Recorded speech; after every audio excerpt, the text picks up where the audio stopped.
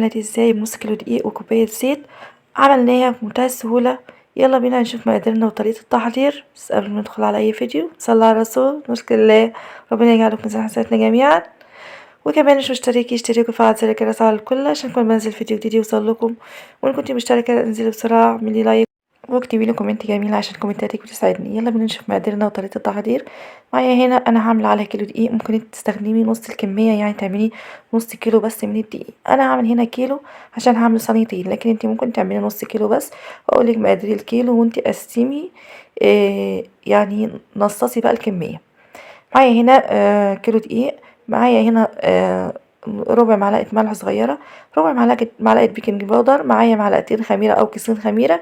معايا هنا كمان اللهم صل وسلم وبارك على سيدنا محمد 4 معالق من السكر او 3 معالق من السكر. هقلب كل الكلام ده المواد الجافه كلها مع بعضها كده. طبعا الخميره بتاعتي انا واثقه فيها، لو انت مش واثقه من الخميره بتاعتك ممكن تعملي لها تحطيها في شويه ميه دافيه ومعلقتين سكر وتسيبيها على جنب لما تتفاعل، لكن الخميره بتاعتي انا كنت واثقه منها. هنا هنزل كمان بكوبايتين من الزيت. طبعا يا جماعه احنا هنعمل، لو هنعمل نص كيلو بس يبقى كوبايه واحده من الزيت. انا حطيت كوبايتين زيت لان ده كيلو.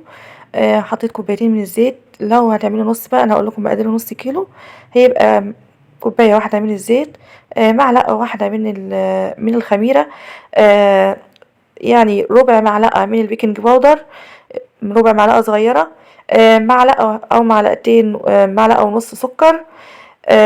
انا حطيت 3 معالق على الكيلو، ممكن تحطي معلقه ونص، ممكن تحطي معلقتين سكر، ذره من الملح.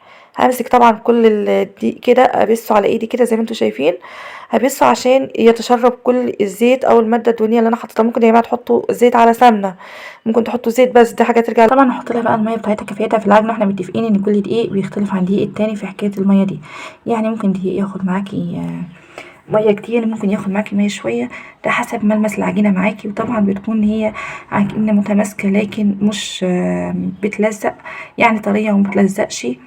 خلاص هعجنها كده، هي متاخدش لت كتير ولا عجن كتير، هي طبعا يعني يا دوب بتلم العجينه كده وخلاص. هجيب بوله فاضيه وامسحها بشويه زيت صغيرين، ممكن ما تحطيش زيت خالص. وبعد كده بتحطي العجينه بتاعتك وبتغطي عليها بفوطه او بلاستيك راب. هتتخمر دي اول مره للتخمير، وبعد كده بنرجع نخمرها كمان مره، بس لما ترتاح كده العجينه ويبان فيها الخمر كده، وهركنها على جنب واسيبها ونشوف هنعمل ايه تاني مع بعض.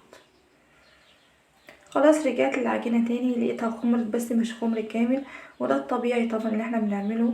هنمسك بقى العجينه كده، اخرج منها الهواء اللي فيها وهاخدها اسويها على الرخامه واقطعها بالسكينه على 4 قطع.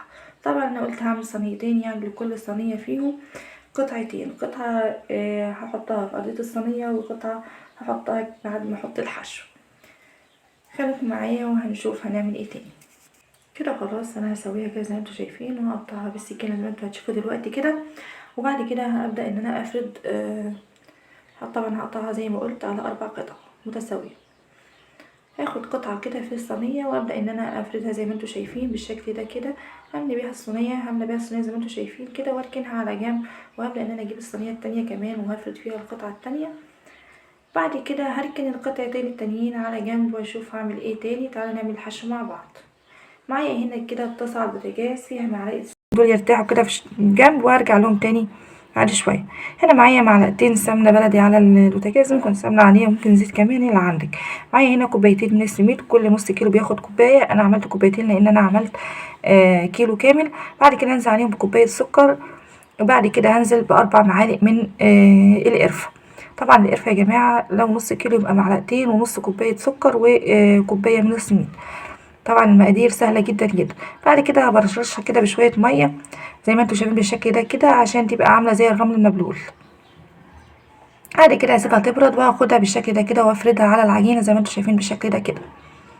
ودي الحشوه بتاعتنا. ممكن نضيف لها بقى ايه، ممكن نضيف لها جوز هند، ممكن نضيف لها اي مكسرات عندك، لكن دي الوصفه الاساسيه بتاعتها، مش بنضيف لها اي حاجه خالص. لكن انت لو عايزه تحطي زياده من عندك جوز هند او اي مكسرات عندك ممكن تعملي.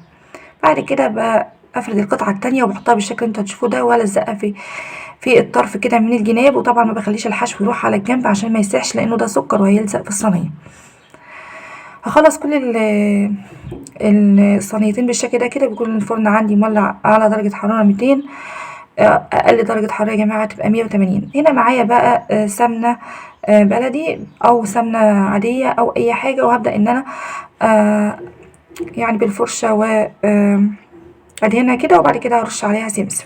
بعد كده هقطعها بالشكل اللي انتوا شايفينه ده كده، وهسيبها بقى تخمر خمر كامل، يعني نص ساعة بقى كاملة. بعد كده بدخلها في الفرن. طبعا انا ما جبتش الحتة بتاعة الفرن، بدخلها في الفرن. وبعد كده بس ده كان تاني يوم يا جماعة، يعني انا كنت كسلت ونمت خلاص ويعني زهقت، فايه تاني يوم صورتها كده بالشكل ده. هي كده ده تاني يوم. طبعا الشربات بتاعها بيبقى شربات تقيل زي شربات الكنافة، يعني كوبايتين سكر وكوباية مية زي شربات الكنافة بالظبط.